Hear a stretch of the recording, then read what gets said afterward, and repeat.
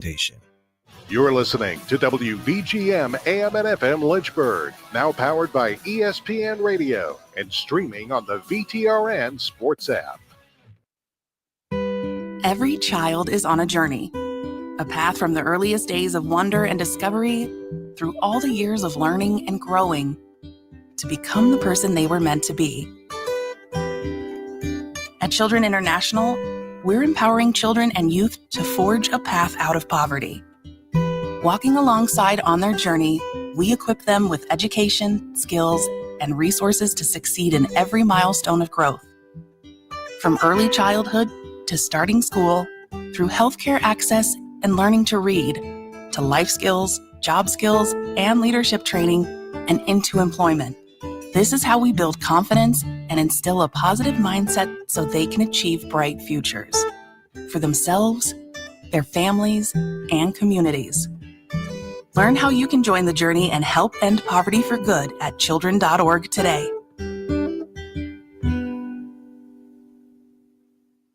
I take care of the kids, and I take care of my dad. I take care of things at work. The groceries, the cleanups, the meltdowns, the doctor's visits, the family events, mealtimes, bedtimes.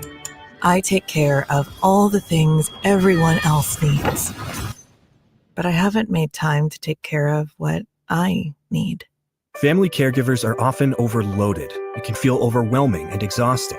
It's no surprise that millions of caregivers experience symptoms of anxiety and depression every year. But help is available, because there may only be one you, but you don't have to do it alone.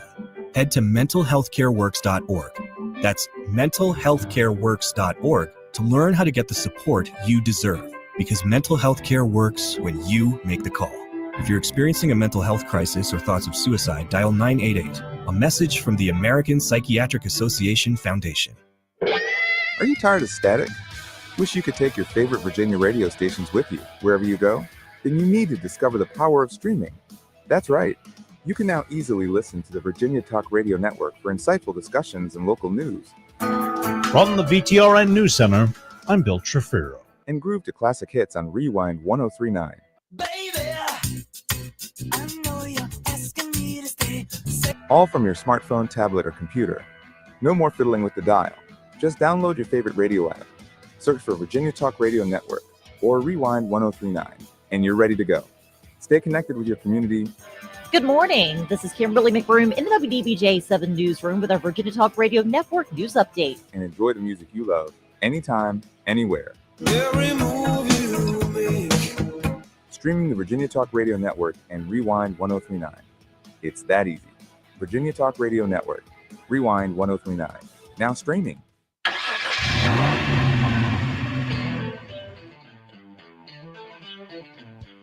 You're stepping into the fast lane on the VTRN Sports app, 93.3 FM and 1320 AM Lynchburg, or by asking Alexa or Google Home, open VTRN Sports Lynchburg.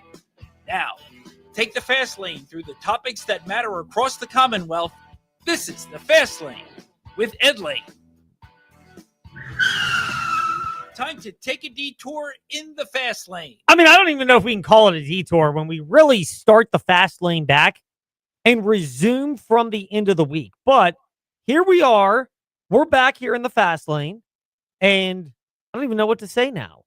We all of a sudden begin with the detour because we are going to talk Liberty Flames basketball. Before we do that, TJ, guess what? What? We're not getting to enough of the transfer portal talk as far as players coming and going. We will get to quarterbacks, highlights, particularly local players, at some point in the next couple of days this week. We'll get to some coaching staff adjustments that have been made. That will include the NFL whenever the dust settles. Maybe it already has from Black Monday, the day of firing NFL coaches. But we're not going to get into the bulk of football transfer portal talk until a few weeks from now. Makes sense. Because so many players are going in. The only thing I will say is every single program has the sky is falling feel to it when it comes to transfers. Because it's the reality of where we are in college athletics today. 31% of college football players are in the transfer portal. 30, that's almost a third. Yeah. I mean, again, I'm not the best when it comes to math, but I'd like to think I'm good enough with that. TJ and I busted out the old calculator to check out our very impressive, by the way, and we are grateful for all of our VTRN listeners on all platforms. Rewind 1039 Classic Hits, podcasts to the Fast Lane in the Morning Warm Up with Trey Lyle, VTRN Sports, and even 100.9 WIQO and 95.5 WBLT. We are appreciative, however, wherever, whatever you listen to. Great numbers, 2025. We'll get those put out at some point. But the reality is, we have to use calculators for that. So when we're talking the transfer portal, it is just the reality of this day and age. So we will get to more of it. There are local angles. We will have our guests breaking it down. John Manson tomorrow in the Fast Lane, along with Seawall, has closeout media availability season-ending press conference going on right now for the Washington Commanders. So we'll get to her tomorrow when we have a chance to really go into greater detail and digest what all has been said. We don't want her to feel rushed today. So we'll get to all that. But after Ed's potentially unnecessary detour, let's get back on the road in the Fast Lane. College basketball. And we will get to Liberty Women, Tech, UVA, JMU, updates that have come, including covering the Commonwealth. Jerry Ratcliffe, Shane Metlin, David Cunningham, all slated to join us. And we'll even get to some of that in the Fast Five at 5-ish in about 10 minutes or so. But Liberty played Jacksonville State yesterday. Ray Harper is the head coach of the Jacksonville State Gamecocks. He is an interesting fellow, to say the least. He is the Conference USA version of Buzz Williams. Does things his way, has no problem middle fingering the media. Proverbially speaking, I've never seen a real direct middle finger, but we all have requested him, everybody in the media. And it's very difficult to get something out of him. And to me, Jacksonville State, and I know football has changed from Rich Rodriguez, who's now at West Virginia. We'll get to their autopsy as we look into the offseason. They are a team that, I think you want to see make a jump from year 1 to year 2 in football. But Rich Rod has always been an us against the world kind of coach. Charles Kelly, I've only seen one season of him. They kind of played that way this year. Jack State did. Lost to Kennesaw in the COSA football championship, but Liberty played them early in the year, and they've always kind of felt that way. Ray Harper in basketball, men's basketball, has kind of got that as well. So it should come as no surprise that yesterday's game turned physical, with a flagrant one being called, chirpy, with 2 technical fouls, one on the player, one on the aforementioned Ray Harper. But this is where being a veteran team like Liberty pays big dividends. First of all, Richie McKay, men's basketball coach, Liberty Flames, after the game mentioned that they expected this from Jacksonville State. I think it's this league, not just Coach Harper. I just think college basketball is older. Performance staffs are better, and so the game's going to be physical. I said it after the FIU game. Get ready for this nightly in our league. It just is what it is, and I do think we have an expectation of what the game's going to be like when we play Jack State, but that's probably because Caden, Colin, and Zach have been at the top of their scouting report for so long. So Richie McKay, as you would expect, not necessarily throwing Ray Harper under the bus, despite multiple times where the Jacksonville State coach crossed out of the coach's box. It's an extra area where the coaches are allowed to kind of run up and down the scorers table closer to midcourt, kind of some leeway. But, he went further than that. And maybe some of this was to try to restrain his players. Sometimes it was chirping with the Liberty Flames. Sometimes it was the players going after the Flames. This is just the reality of who they are. Because this is where Jacksonville State's identity has been built. But for Liberty's credit, they knew it. And it's almost like they knew this was who Jack State was going to be over the course of the season. And Richie McKay mentioned there are other programs in Conference USA, UTEP especially, comes to mind with the big punch that was thrown, 2 years ago, I believe, 2 seasons ago, down in El Paso. But Liberty, to their ever-loving credit, has maintained an edge of physicality, as Richie McKay mentioned afterwards. I think we're tough. We might be, what number are we? The third tough in height, but that doesn't how tall you are doesn't measure how much heart you play with. And our group, they battle. They battle and they go to the next play. We're not trying not to get caught up in the externals. And again, there's a level of physicality in this league that if you don't own, you got no chance. And I think that's mid, high, all Division I basketball like that. You have to do that. You have to have that, as Richie McKay elaborated and doubled down on. I think it's going to be tough. I think it's going to be physical. And I think there's a challenge and again, a belief that you have to own and apply both mentally and physically. I mean, this game yesterday, the Flames were in the double bonus. They were shooting 2 free throws, even with a floor foul. Well, with plenty of time remaining in the second half. It's just who they are. And this is the opponent. And a younger team, even a team that has not faced that before, might have their own challenges. This is one of the advantages. And it's not necessarily going to work against everybody in Conference USA play. And it clearly, there's no need to belabel the fact that I think the Flames are going to lose games in Conference USA men's basketball. I do think there's enough talent in the league. The travel gets very cumbersome when you're looking at trips. New Mexico State, UTEP, Jacksonville, Alabama, Kennesaw State, down in Georgia, right around Atlanta, among the other stuff. There's a lot of wear and tear in travel. So they're going to lose games. I don't know which ones, but I'd be floored if they came close to being undefeated in Conference USA play. But for the Flames, part of it is staying true to your identity and having players who understand what's expected out of it. One of those, as Colin Porter noted, the keys is just staying true to your identity, which I think goes back to his personality, Caden Matheny's, Zach Cleveland.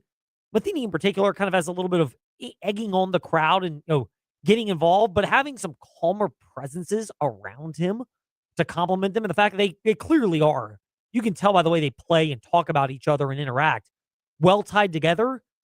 It's why this does not ring super hollow what Colin Porter said after the game against Jack State yesterday. I thought we stayed true to just being one body, sticking together as a team, as a family, feeding the hot hand. Caden first half he kept us afloat. So just having a guy that can do that at any given moment is really special. Part of it is that understanding what Caden Matheny can do. Part of it is also being perspectivized enough. This is a Liberty Flames team and roster where, I'll just throw this out there. Brett Decker Jr., for example.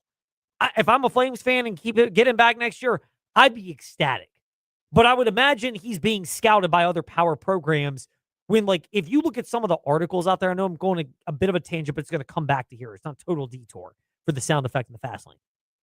But theathletic.com, they've done a really good job of documenting the transfer portal era, how it's impacted the college football playoff. There's only one SEC team right now. It's not one of the traditional blue bloods like Georgia, Alabama, Texas, LSU. It's Ole Miss, which, you can laugh because Lane Kiffin, obviously, if he just stuck there, he could have won a national title at Ole Miss this year without having to go to LSU. Not that he can't win one there, but, you can win one at these spots. Indiana's an example of that. But the SEC is not this dominant conference. And I think part of it is just, look, everybody can pay players now. When Coach O said it a month ago, Ed Ogeron, former LSU coach, said it used to be paying players through the back door. Now everybody just comes through the front door. I think there's some truth to that. Yeah. There's a balancing out of this. Yeah. But when you're also comparing it in college athletics, it's hard to have a roster with a level of cohesiveness and chemistry. And where the Flames may lack in a little bit of athleticism, you're going to lose certain guys. Those articles, by the way, also detailed about how the tampering goes on and transfer portal valuation and the players, and how difficult it is. There's this GM Spotlight series that The Athletic has done as well, which is on GMs in football.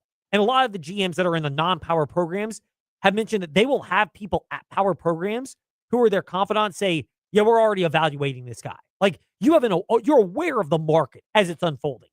Now, if that's the bottom line, or Brett Decker Jr.'s offered some ungodly amount of money, God bless him, take it. I don't have an issue with it. It's hard to fault kids for taking that when, Caden Salter is the example. Air quotes, reportedly, $500,000 to go to Colorado. That guy ain't going to the NFL. That's his only payday. I get it. sorry to burst your bubble if you're a Caden Salter family and fan, but it ain't happening. Yeah. So I get the $500,000 because that's his one paycheck was at Colorado this year. And newsflash, he didn't exactly ball out at Colorado and really hasn't the last 2 years after the Fiesta Bowl run at Liberty. Yeah. So I get it from a player's perspective. But if you're the Flames, if you can also retain players that have a level of cohesiveness that can bring something, you're going to have roster turnover. Obviously, Porter, Matheny, and Cleveland are going to exhaust their eligibility this year. Let's say Decker also gets transferred up. If he comes back, it's a plus. But even having role players that are around, it means a lot. Yeah. Because in these type of games against Jacksonville State, as we circle back around, if you want to call it a detour, we'll take the confession and confess to that. But being a vet helped yesterday. Colin Porter, Caden Matheny, and Zach Cleveland never lose their cool. I've played them probably 10 times, and Caden has as well. And just, we never really say much other than just like keep going, whatever. But like we usually know what we're going to be doing, and just like what's needed at the given moment. Obviously, there was a couple like a flagrant foul, technical, and all that. So I think just having leaders that can keep the team together and compose and confidence in that moment is very special for us to do. No doubt. I mean, it's huge. That was the thing that jumped out about the Flames is they never lost their composure. No technical fouls for Liberty. No flagrant fouls.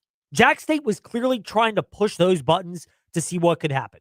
It's the same thing they had with Rich Rod in football, with Ray Harper in basketball. It is that program's identity. And on the one hand, Liberty Flames fans may hate it because they're kind of turning into one of the rivals in Conference USA because they're both pretty good programs in a lot of sports. Absolutely. They're both competitive.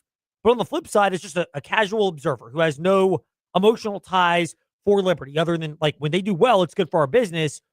But, as somebody who didn't go there, doesn't have the type of connection that a lot of other people have. Yeah. I love seeing the just completely contrasting styles, TJ. Yeah. It makes it an anticipatory game because it has what most college athletic events do not have in this day and age, which is a level of friction and rivalry that has stood over a period of time. Yeah. I always thought Kennesaw State would become our big rivals following the ASUN and everything, but Jacksonville State has stood out as the one school, I think, in Conference USA in every sport that can compete with Liberty and maybe even a monetary value. Yeah, I would say so as well. The monetary side we'll see. Again, Liberty Flames football transfer portal. We'll get into all of that later on. Players departing, not a lot that was unexpected. Some of them, I mean, Michael Merdinger, for example. Again, quick little detour here in the fast lane. Time to take a detour in the fast lane. He's transferring to Minnesota to probably be a second string or maybe a third string quarterback in the Big Ten. If they want to pay that guy what generally second to third string quarterbacks in a power conference make, what, 100,000, 200,000, somewhere in that ballpark for a lot of those. Yeah. Be my guest. If you're Michael Merdinger, grab the bag while you can, because nothing about his play in the year at Chapel Hill or a year in Liberty is indicative that this guy has pro potential written all over him. So kind of like Caden Salter, the sky is falling on the Liberty Flames. Let's wait to see what happens in the portal. But second of all, why would you even consider, if you're going to lose guys because someone wants to overpay them and they're not that good, I'd take a flyer on someone else because could they be that much worse than some of the guys like Evan Dickens, those type of players were going to get bought up because they're really good. Absolutely. Christian Bodner, Evan Dickens, those types that have entered the portal. There's some that are transferring, which may land on a big roster, and you're just going to go, good for you, take the money, I don't blame you at all. And Merdinger seems like he fits that description. Meanwhile, after Ed's potentially unnecessary detour, let's get back on the road in the fast lane. Oh, and he said to visit the Tar Heels. Oh, he is? Who? Yeah, Evan Dickens. Whoa, okay. Bill Belichick's trying to recruit him. I mean, Tar Heels Wire came out with a story yesterday. Michael Lombardi, a fan of ours, I guess. Maybe he has been paying attention at Fast Lane Headlane. Facebook, Twitter, Instagram, since we stopped carrying his now non-existent radio show. Hey, he does follow up me on social media. Maybe he was keeping up, doing some research. Thanks, Michael, for being part of our great listenership last year and our great presence in podcasts. we appreciate it if you land Evan Dickens. We'll just go ahead and pat ourselves on the chest with a big amount of ego, as you can see at Fastlane, Ed Lane, and VTR I hope in Todd Sports. Wetmore doesn't kick us out because we're accidentally giving info to schools. Oh my goodness. I'm not giving inside info. We're putting what's in the public conscious at TJ_Wilkerson8 and Fast Lane, Ed Lane, and whenever we host the Fast Lane. But I see the point. Yeah. And that's the thing. We will get more into the transfer portal later. In the meantime, there's more basketball to get to in. It's time for Fast Five at 5-ish. 5-ish minutes on 5 relevant topics done around 5 p.m.-ish. Ish, because our counting skills are kind of ish. Let's start with number 5. So the Liberty Flames Lady Flames basketball team. It's a really good weekend for them. They capped it off with a victory against UTEP. But before that, an 11-0 run on Friday night at New Mexico State. Avery Mills was basically responsible for the whole thing, 8 of the 11 points. But she propelled that run. Flames win a grinder 67-62. When you're trying to snap a losing streak, 3 games in the month of December, and you kind of don't have really any momentum going to start Conference USA play, that's good for Alexis Sherrard's squad. And then to back it up, and who knows how good New Mexico State or UTEP are going to be, but clubbing UTEP in a scoreline I find funny, 86-66. 86-66 or 666. Mark of a beastly performance for the Lady Flames. Calm down. Or at me, Fast Lane, Ed Lane, Facebook, Twitter, Instagram. But for the Lady Flames, they needed that type. It felt like the losses, and they're not bad losses to Oregon State and Hawaii among those during the month of December. But you're reeling a little bit. You're one of a new coach. You have enough star players. You're really going to need to propel yourself. It could go one of 2 ways. Either it makes them a better team in Conference USA play and you see them hit their form over January and particularly February and early March, or it knocks them in the wrong direction. It's early, but this is at least a positive for Alexis Sherrard in his first season. Meanwhile, speaking of women's basketball, women's basketball in the ACC. Is it too soon to hit the panic button on year 2 for Megan Duffy? They lost in overtime to Miami on Thursday, New Year's Day night. And then they got blown out at Louisville yesterday. I think it's reasonable to wonder about that. Meanwhile, Coach Mox at UVA, look, the seat's been hot for her, but I'll tip my cap. They started off ACC play in a really good way. They beat Clemson, and then they pulled out a double overtime victory against Florida State. These are not top-end ACC women's basketball programs the way that you consider Duke, Carolina, Notre Dame, Louisville, NC State, and others. But they're the mid-tier programs that Virginia in prior years would have lost to at home and gotten distracted or lost focus. Yeah. It's a good win for Coach Mox. And I'll say this for Coach Mox. She's managed to keep a great guard in Kimora Johnson in a landscape where transfer portal is crazy in college basketball. No doubt it is. Speaking of the transfer portal, a player who transferred to UVA in number 3 and to Virginia Tech, or could have, did transfer in, but a year earlier. Ryan Odom, quote, hopeful, end quote, that Jakari White can return, quote, early, end quote, in ACC play. I had heard about 6 weeks when he suffered the wrist injury on that thunderous dunk a couple of weeks ago. If you can get him back a little closer than that, it would be great. For Virginia, their bench has stepped up, and we'll get into the weeds on that maybe tomorrow, maybe later this week in the fast lane. But that is a good pickup if Virginia can get Jakari White back sooner than later. He adds a level of explosiveness that this team has. More on them in just a moment. And then Virginia Tech. Mike Young saying Toby Lawal is, quote, looking good, end quote, when discussing his progress. But he deferred to the doctor's visits and checkups later today, or at some point today, but after the media availability this afternoon. And the Tuesday injury reports for Virginia Tech prior to their game Wednesday, which you'll be able to hear on the VTRN Sports app, your home for the Virginia Tech Hokies. Both these players bring a level of athleticism to Tech and Virginia, but neither one of them are in dire straits where you feel like you have to rush them back. I am more in a wait and see approach for both of them, but for different types of reasons, as we get to in number 2. Virginia Tech Lady Hokies, the Virginia Tech men's basketball team, they lost to Wake Forest this past Saturday. I think Mike Young's summation of the game actually brings to light what is probably a bigger point to keep in mind on the loss, narrow one, at Wake Forest by 3. Don't turn the damn ball over. Take care of the ball. You can't beat yourself. Wake Forest played a good ball game. I thought we beat ourselves. We had some timely mishaps on the glass, and we didn't play well enough to win in terms of ball handling. Not a whole lot of heartburn. This has been a great ball handling team. I know we'll get back to that on Wednesday. Part of it is, and it's easy to underestimate this, they're coming off a 3 overtime game, and they won that game and then go on the road. It's easier to exhale when you're in that position. Now, Wake Forest is a team that I've criticized because it just doesn't feel like they can get over the hump. I'm kind of wondering now if we might even be trending towards just 2 teams from the ACC in North Carolina making the NCAA tournament. Because NC State is the other one, and they got blown out. Now, Virginia needed the bounce-back win. NC State was coming off that victory on New Year's Eve as well. So, again, this is worth considering. But Virginia, they lost the game in overtime. It felt like the flow of that game in this is so weird to say because it was 55 all. The triple overtime game that I covered on New Year's Eve in Blacksburg.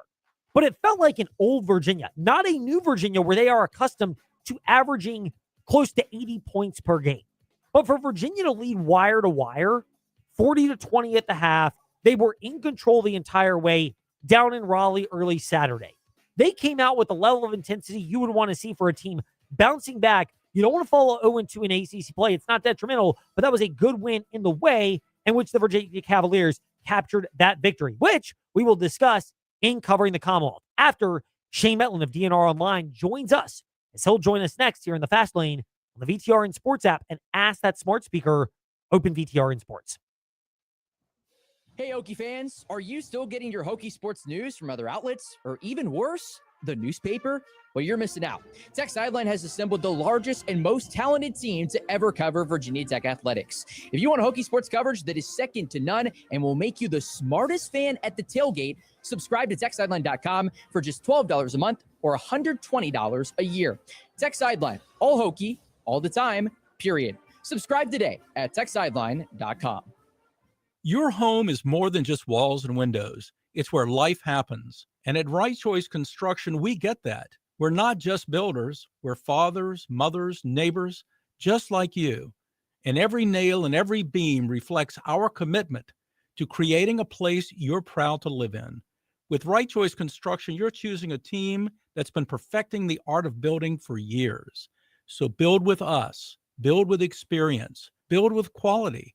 Build with Right Choice. Hey, small to medium business owners, if you're frustrated with slow IT support, high costs, or paying for services you just don't use, it's time for a change. Hi, I'm Colt with We Fix Stupid Computers. We provide reliable on-site and remote support tailored for businesses just like yours. And we go beyond just fixing problems. We empower your staff with real tech knowledge so they can work smarter every day. From repairs to training to full IT support, we save you time, stress, and money. Call We Fix Stupid Computers, 434-525-8590. We're smart support meets real savings. New year can mean new changes in your life. But you know what will never change? The great deals that you get on InsaneRadioDeals.com. And we don't just feed your taste buds, but we feed your adventurous side, your hobbies, your interests, with great rates on Rise Up Climbing Passes, Aquatrek Adventures, and Cross-White Athletics Club. Or if you're a sports nerd like me, we've got gift certificates for a SeaOfRed.com and BNC Sports located at River Ridge Mall. All this and more at InsaneRadioDeals.com. Step into the Fast Lane 24/7 at Trey Lyle VT and Fast Lane Ed Lane on Facebook, Twitter, Instagram, YouTube, and wherever you listen to podcasts. Now, back to the Fast Lane. A triple overtime game that felt like old school Virginia basketball. That is where we begin part one of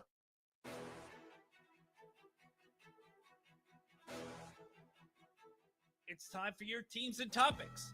Covering the Commonwealth, a look at teams and topics from around the Commonwealth. Let's start with the Virginia Cavaliers. Jerry Ratcliffe, veteran UVA reporter and founder of JerryRatcliffe.com, with us once again in the Fast Lane. Hootie, great to be speaking with you.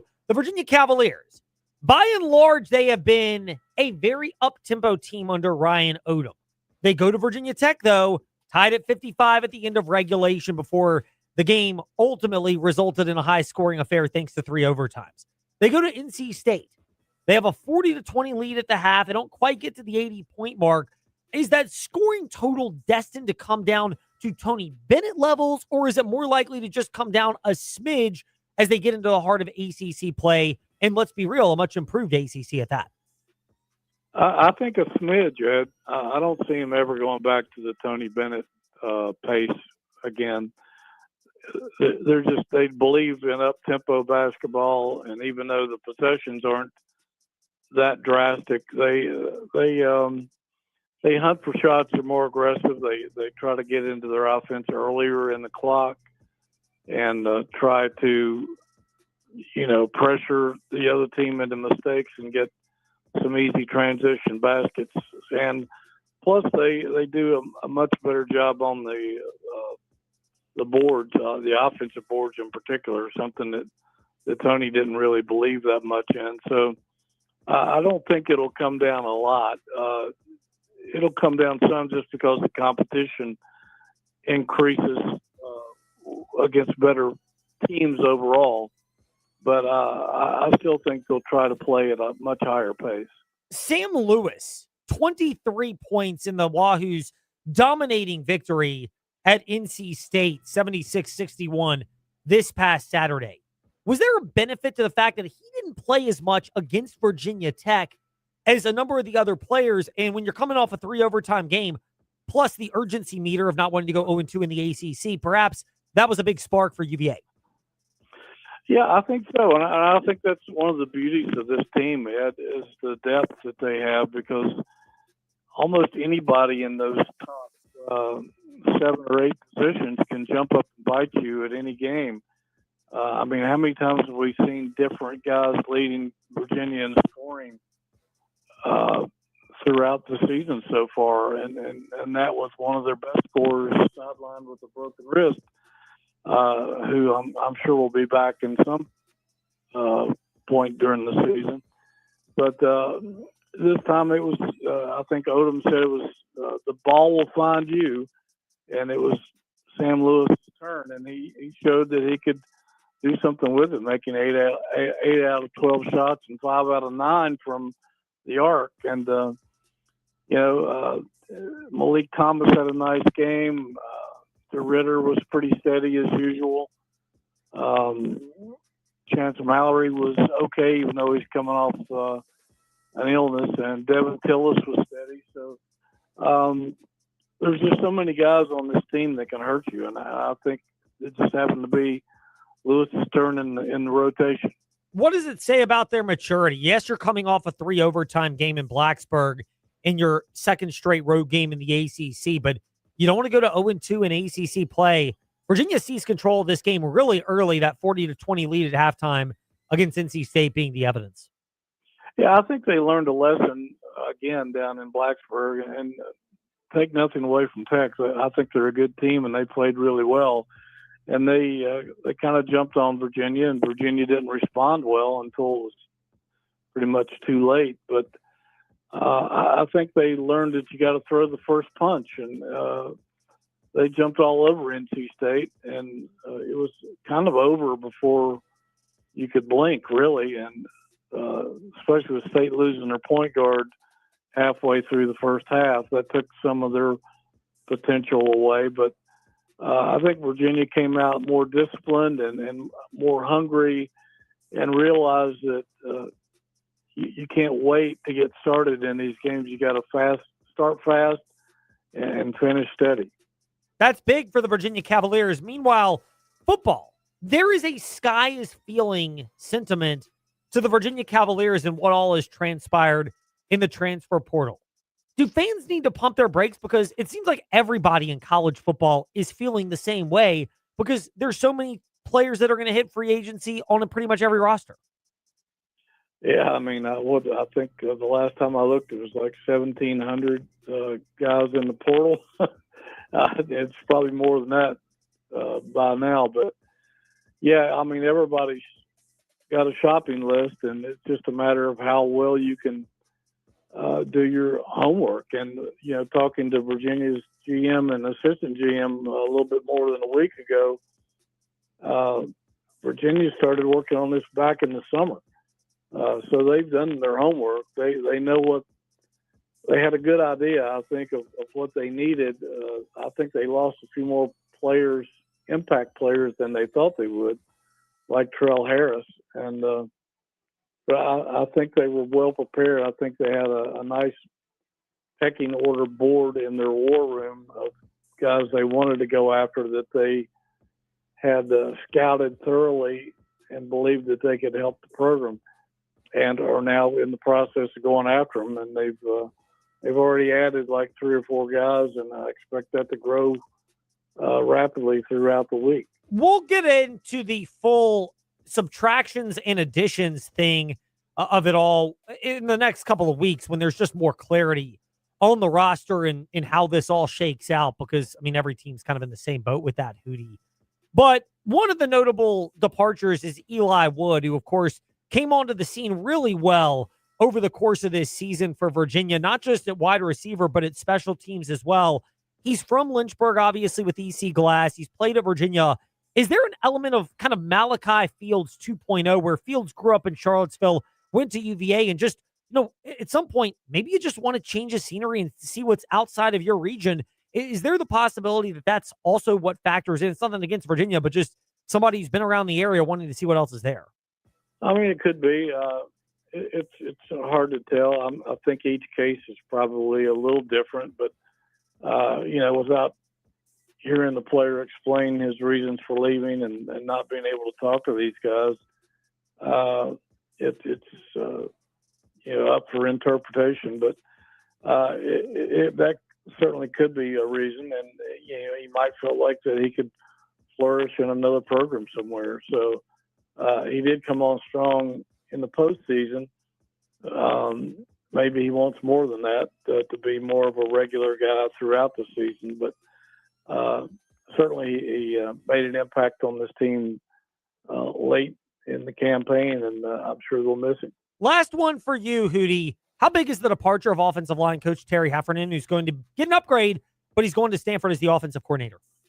I think it's huge, Ed. And he did a miraculous job in his few seasons here, particularly before this year, because he was having to throw out patchwork lineups, not knowing week to week who was going to be healthy because of injury or illness or whatever, and did a heck of a job in trying to keep things patched up. But this year, I guess, was the pinnacle of his work. He produced a heck of an offensive line that did a great job in not only run blocking, but protecting Chandler Morris. And in the practices I was able to observe, it was always interesting watching Hef coach, because he had such a rapport with his linemen, and he had a sense of humor while out there coaching, but he also,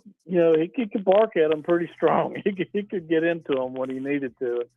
I think they all respected that he was trying to push them to be better than they could be. And, they brought in a bunch of linemen from the portal last year, but he ended up starting mostly guys that had been here before under his tutorship. And I think he really developed that offensive line into an extremely effective unit. Hootie, your analysis is effective and it's good. JerryRatcliffe.com. Thank you for talking some UVA with us today in the Fast Lane. Always happy to be with you, Ed. Thank you. Now to the JMU Duke. Shane Metlin, who has patiently been waiting for us in the Fast Lane, and actually he's kind of been in the lead-in lane, and now we merge him into the Fast Lane here on the VTRN Sports app, as cheesy as we might be. Shane, thank you for joining us today in the Fast Lane. We hope you had a wonderful Christmas and holiday season, and 2026 is off to a prosperous and beneficial start for you. Meanwhile, for JMU football, we are asking this of a lot of our guests. Should the fans who have the sky is falling mentality maybe temper their expectations, considering it seems like everybody in college football is feeling that right now? Yeah, I think so. I think it's hard, but it's just you got to wait and see what happens, and have some faith in the coaching staff that you have. Which for JMU, it's all new with Billy Napier, his staff he's bringing in. But if there's one thing they've been successful at all his stops or both his stops, it's been recruiting. So I think you probably have a good guy in place to try to rebuild the roster at this point. You mentioned Billy Napier and what he can do. He had a real good blueprint when he did that at Louisiana. How much are you and how much should Duke fans look at how Billy Napier constructed a roster at Louisiana as a blueprint for what he's doing in Harrisonburg? Well, I mean, it worked at Louisiana, and they were able to recruit the state of Louisiana really well too. I think you look at some of these guys who are hitting the transfer portal now, maybe were at Louisiana at one point or went to LSU, but really considered Louisiana when Billy Napier was there. So he worked really well in state when he was there. I think he'll probably end up developing similar ties in Virginia. But right now they're kind of working the whole country as far as the portal goes. And when you see the people they're getting in, they've gotten a lot of non-Division I players so far. Because they were able to get in touch with them earlier because the transfer portal, the window, the calendar is all different at the different levels. So, like I said, it's still just a wait and see type of thing. And that's got to be hard for people, but you got to wait and see how it all pans out and what you have at the end. Yeah. I mean, you're in a spot now, if you're JMU, where patience is a virtue, which is why for the most part, Shane, we're going to wait on getting your full overview of subtractions and additions and how the Dukes have looked from that as we get further along. The one departure is Alonzo Barnett. Given what the Dukes did this year, is this a situation where, I mean, he's going to UCF, you'd presume it's a pay raise, where if you're a Dukes fan, you just tip your cap and say, thanks for the memories, it was a good ride? Yeah, I think so. And I think, JMU's had different types of players who have transferred out over the years in a variety of sports. And there's been those guys who have been there for 4 years. They got a degree, guys and girls, like, that happened a lot in women's sports too, but, people who stuck around, they got their degree and had another year of eligibility for whatever reasons that happens these days. And Alonzo Barnett definitely falls into that category. He's got a JMU degree. He graduated here in December. He was around the program for 4 years. He's done pretty much everything you can do in a JMU uniform. And, now he has the opportunity to play one more year somewhere. It's kind of a bonus. It makes sense for him, I think, to go look around when his coaching staff and, nobody who was involved in recruiting him to JMU is still there. It's crazy to think about that. And I mean, look, it's the nature, though, of players. It's why we touched on where to follow in terms of not just Insight, DNRonline.com, and Shane_DNR Sports on Twitter for where the Dukes are going to go, but also looking further beyond that. We'll pivot away from football and even get to the coaching staff additions as that settles down a little bit more over the next couple of weeks. But the one that we want to touch on is Josh Lynham, because he came from Liberty and now has a chance to be the co-defensive coordinator at Billy Napier. For Billy Napier at JMU. What is your assessment of that hire and how the staff on an overview level has taken place with that? Yeah, I mean, the staff overview, I think it seems like it's coming together pretty well. It's a mixture of people who've been with Billy Napier before, or, people who are coming from some big time programs, even like support staff people, even, they hire some nutrition people and strength people and stuff from Michigan and places like that. So it seems to be, coming together pretty well. And on the defensive side, hey, you look at Liberty here this past season. It was a disappointing season for Liberty a little bit, but their defense was pretty solid, I think. So that seems like it's probably a pretty good hire, especially as you try to build some connections with somebody who's worked in Virginia before, which was something we're going to have to do with putting the staff together. We'll pivot over to basketball. For the men's basketball team, we'll start off with Preston Spradlin's bunch. It's kind of a rocky road in non-conference play, but they seem to be off to a really good start. I know we're early in Sun Belt action, and yes, they lost. That rocky road was capped by the loss to Arkansas a week or so ago. But you get a victory pretty convincingly over Georgia State, and then on top of that, the reserves stepped up for a win at Arkansas State. Is this team rounding into form for a largely new bunch? Yeah, well, they haven't played Georgia State yet. They had an overtime loss at Georgia Southern, so they actually didn't have the greatest start to conference play. But the Arkansas State win on That's the what I road, meant. I think, is one that potentially is kind of a turning point if they can continue to play well. They haven't played a home game in about a month, which is a long time to go. They've been much better at home, so if they can get a couple wins here this week against Marshall and ODU, I think they're going to be sitting in a pretty good spot as far as the conference race goes. But, it was similar last year when they had huge roster turnover. Their non-conference was not super impressive. They opened conference play with a bad loss, which they did again this year. And then they won 10 straight about this time last year. So if they can do that, anytime you can win 10 straight, you're going to be sitting in a pretty good spot. So I'm not saying they're going to do that again this year, but it does seem to be following a similar pattern.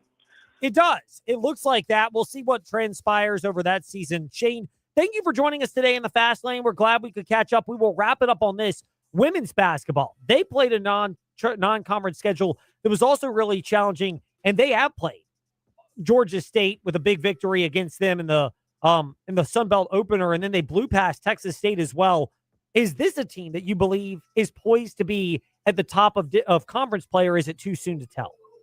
I think they're probably the favorites, even with a loss right now. And there's some teams that still haven't lost yet early in conference play. But I do think the JMU women are probably the favorites. They played a really, really tough schedule, and they look like they kind of came back from Christmas break and turned it up a notch, because they really blew the doors off of Georgia State and Texas State here this past week. Shane, thank you for your time today in the Fast Lane. Glad we could catch up in covering the Commonwealth. All right, thanks. Shane Metlin, DNRonline.com, with us in the Fast Lane. When we return, part 2, David Cunningham steps into the Fast Lane next. VTRN Sports app has that smart speaker, open VTRN Sports. Mark Dalton here with the Terry Auto Group. If you don't love your car, then you're simply just driving the wrong one. At Terry Volkswagen, Terry Subaru, Terry Auto Outlet, and the Terry Clearance Center, we've got the perfect new or used car for you. We make your car buying experience easy. Need help with imperfect credit? No problem. Our team works hard to get you approved and back on the road. Because when you shop at Terry, you drive away happy. Visit us at any of our 4 locations or online at terryautogroup.com. Terry Auto Group. You'll love our cars. Have you been hit by the winter doldrums? Are you itching for a place with more than a couple hours of daylight? Start your journey to a warm weather escape with us. Scuba classes are forming right now at Aquatrek Adventures. We can have you ready for a warm, relaxing excursion to a sunny tropical destination, including our spring getaway to sunny Florida. Take the first step. Call Aquatrek Adventures on Mill Lane in Salem and visit our website at aquatrekadventures.com to sign up for the certification or your trip. Wintertime means it's time for preparation. That doesn't just include higher power utility bills. It also means what might be on the horizon down the road. Joining us now to discuss that, Corey Argentino from Earthright Mid-Atlantic and Earthright Roofing. Corey, in the short term, people know winter's here, power rates are increasing. How can solar help? Solar will help lower your bill and give you a guaranteed bill every month, but the most important part is battery backup. So the Department of Energy warns that blackouts will increase by 100 times by 2030 if we don't make some changes. So sustainability is very important. We can do battery backup with solar or battery backup on its own, but having an alternative source of energy makes you sustainable and keeps your family safe. How does that help people in the event of a power outage? You have a seamless transition. Everything stays on. Your appliances, you get a notice on your phone saying you're running on battery backup. You even get warnings on your phone saying a storm is coming. It's unbelievable. It's impressive. And learn more, it's easy. Come by, see the showroom on Timberlake Road in Lynchburg, and learn more at earthright.com.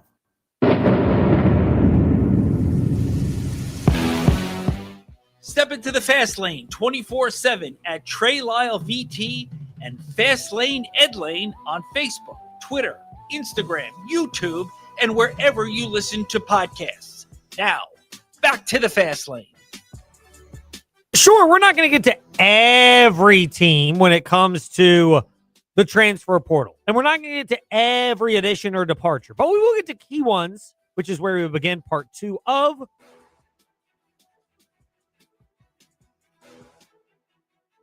It's time for your teams and topics. Covering the Commonwealth, a look at teams and topics from around the Commonwealth. Let's start with the Virginia Tech Hokies. with David Cunningham of TechSideline.com. He's their managing editor and at The Real D. Cunna on Twitter and Instagram. David, Ethan Grunkmeyer from Penn State to Virginia Tech. It seemed like it was either that or Bo Pribula.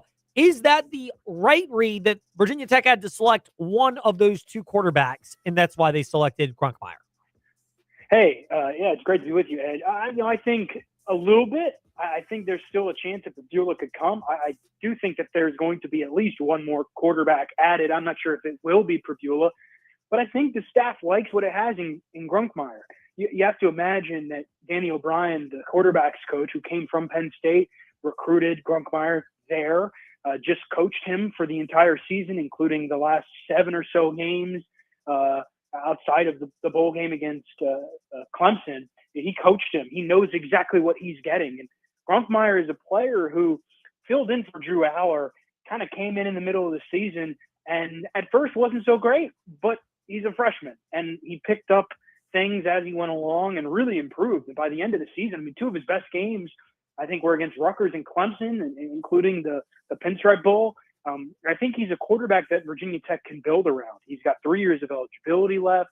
I think he was kind of their number one target. And I think Pribula is good, a little bit more mobile, maybe not as accurate of a passer. Grunkmeyer is a very, very good passer. And I still think there might be 1 or 2 other quarterbacks in the mix that they might go after to try to kind of stack the room a little bit, because you can't just have one quarterback. Everybody knows you need multiple. And I think they're maybe not so interested in some of the options that are already here, younger options, guys that they didn't necessarily recruit but inherited.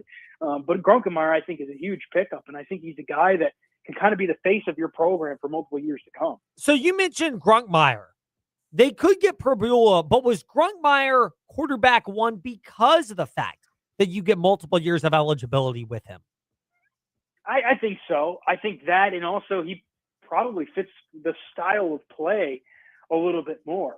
Of course, the staff is familiar with both, given that Pribula was previously at Penn State before Missouri. So the staff knows both of them very well. But I think the thing with Grunkmeyer is, yes, he's not as mobile, but he's more of an accurate passer. And I think from what James Franklin has talked about building up this offense, I think that's exactly what they want. They want a guy who's going to be a pass-first quarterback. I think Pribula a little bit was too mobile. Not that you can be too mobile, but as far as he's not as accurate of a passer, but he has more mobility. I think that on top of Grunkmeyer has 3 years left. I mean, this is a guy who, sure, you can bring him in and he can have a solid season in 2026, and you can still have him in 2027 and 2028. You can literally foresee your entire future with him. That's big. It's very rare that you get a guy with already a bunch of starting experience and he's got 3 years of eligibility left. I think that's a huge point, Ed. David Cunningham, he's at The Real D. Cunna on Twitter and Instagram, and most importantly, TechSideline.com and the TSL podcasts.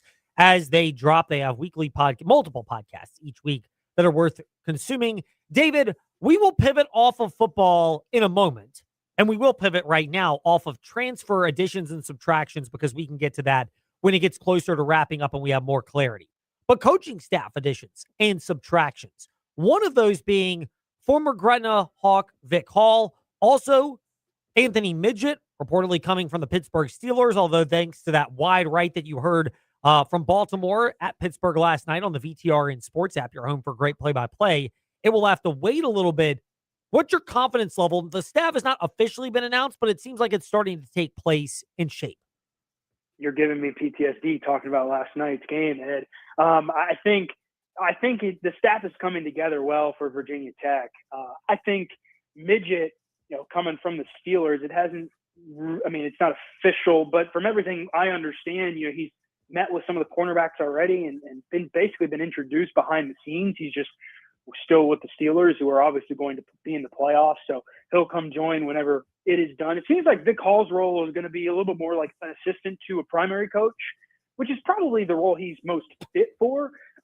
He was the defensive backs coach at Rutgers, but I think you are building a strong staff if you're James Franklin, and he's a guy who has great ties to Virginia, can help you on the recruiting trail, but doesn't necessarily have as much experience as you might want. Could still be a good voice in the room, but maybe not that. They still need a safeties coach. Anthony Poindexter, who was his safeties coach, Franklin's at Penn State. He followed Jim Knowles, the defensive coordinator last season, to Tennessee. So you obviously are going to have to go a different direction there. But I like the staff that they put together. We talked about the offensive side of the ball. That's kind of been in place for a while. Defensively, you got Brent Pry, and you also got Sean Spencer up front and the defensive line from Texas A&M. I think it's coming together pretty nicely. I'm interested to see what other kinds of assistants, Ed, that they bring to kind of supplement their staff as like assistants to the primary coach, an analyst, kind of veterans that they can have, have other voices in the room. People who have been in big time moments. Danny Rocco, I think, is one of those guys, right? His son is going to be on the staff, but all reports say that he's giving up. He resigned from being the VMI head coach, and he's coming to basically be an analyst or a senior support staff member, kind of an aide for Franklin a little bit. And those are the kind of guys who go under the radar maybe for a fan because they're not necessarily a primary coach. They might not be on the road recruiting. But at the same time, those are maybe the ones that matter more because those are the guys who are going to have their hands, in the game plan, and they're going to be vocal for James Franklin. If you're James Franklin, you've got a first-year offensive coordinator in Ty Howell, who he obviously has set up well and knows well because he's been on the staff for a while. But you want to surround him with the most well-known names and people who have a good idea of what this looks like for a first-time guy. Not that guys who are going to kind of take over, but guys who can mentor him a little bit and be an experienced voice in that room. And I think Vic Hall, on the defensive side of the ball, is a guy who can do that. He might not necessarily be the primary defensive backs coach, but I think he's a guy who obviously has a lot of experience playing, but he's seen some things now as a coach too, and he can kind of give those experiences and share those with the players. I think the more experience you can add on the staff is good. I think it's shaping up well. They've obviously still got a couple other things to do, but I think it's heading in the direction kind of that Franklin expected it to from the beginning. David Cunningham's at The Real D Cunna on Twitter and Instagram, the TSL podcast, and TechSideline.com.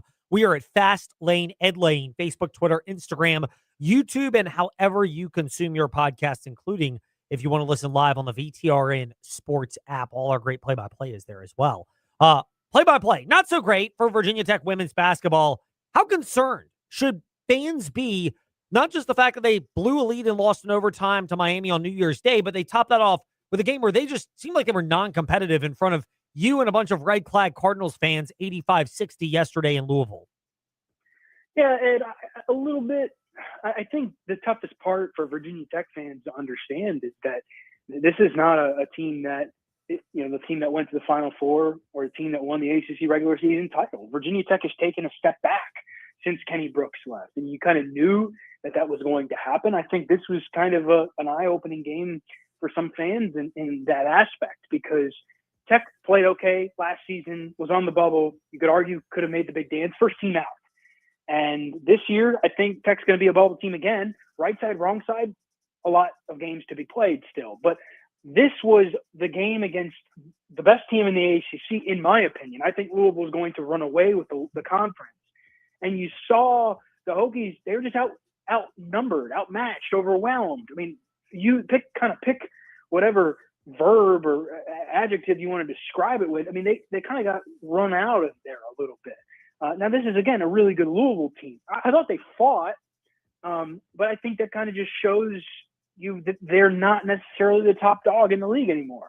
Not that they can't get back there. I think they've got there are some questions I have about their roster and just kind of how it's set up right now. It feels like outside of their top two options and Carly Wenzel and Karis Baker, they don't necessarily have a lot of other players to step up.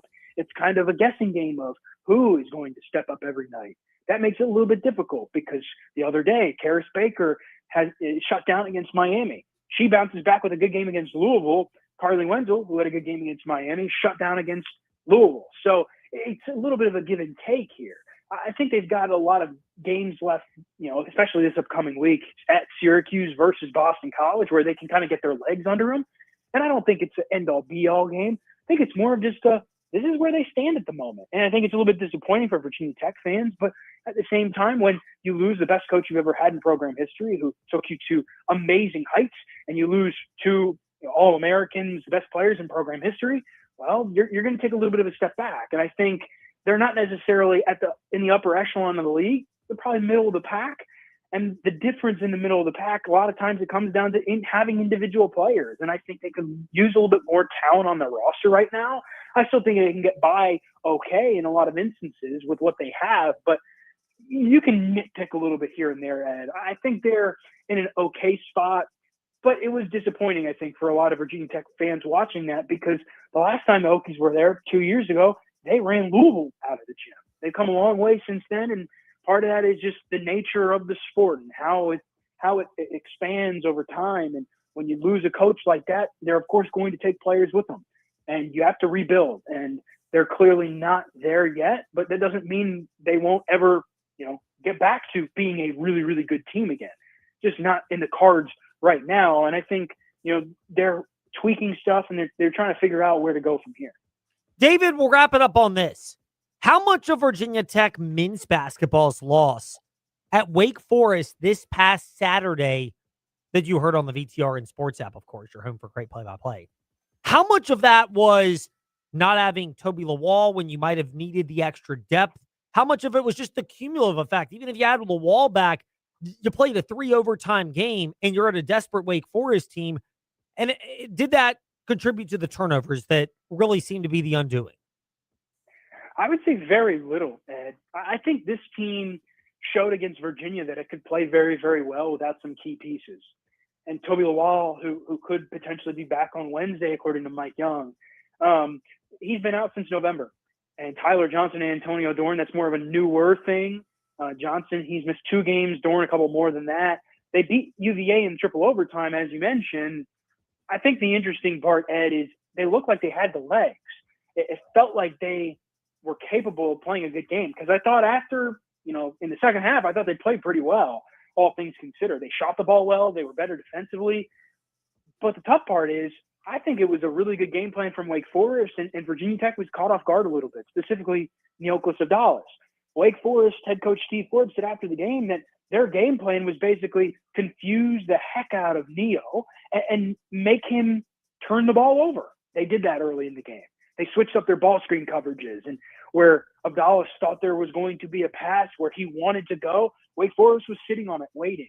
And Tech hit its season high turnovers and had 13 in the first 12 minutes of the game.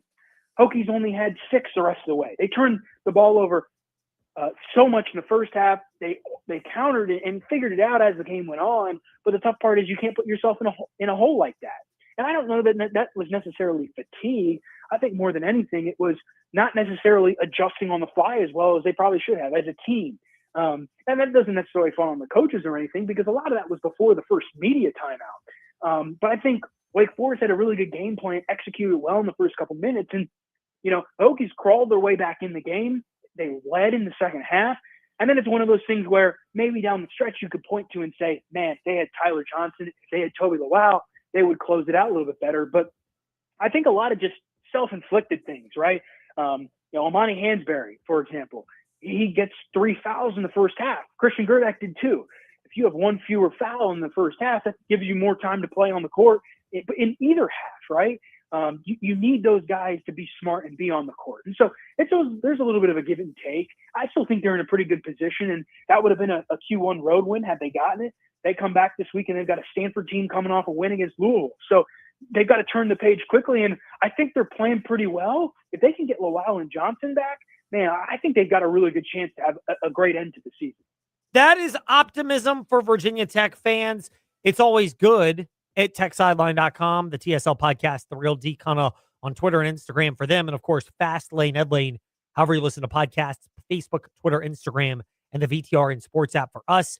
David Cunningham here in the Fast Lane. David, great to speak with you. Thank you for your time, and glad to hear you traveled safely around the ACC for the first road trip of many in this season. Absolutely. Thank you very much for having me on it. We'll talk to you next week. Our pleasure. David Cunningham to wrap up the Fast Lane. That does it for us today. We appreciate your time. Now, on to Freddie and Harry in progress. And then, coming up in less than an hour, the FCS 1AA National Championship game right here on VTRN Sports.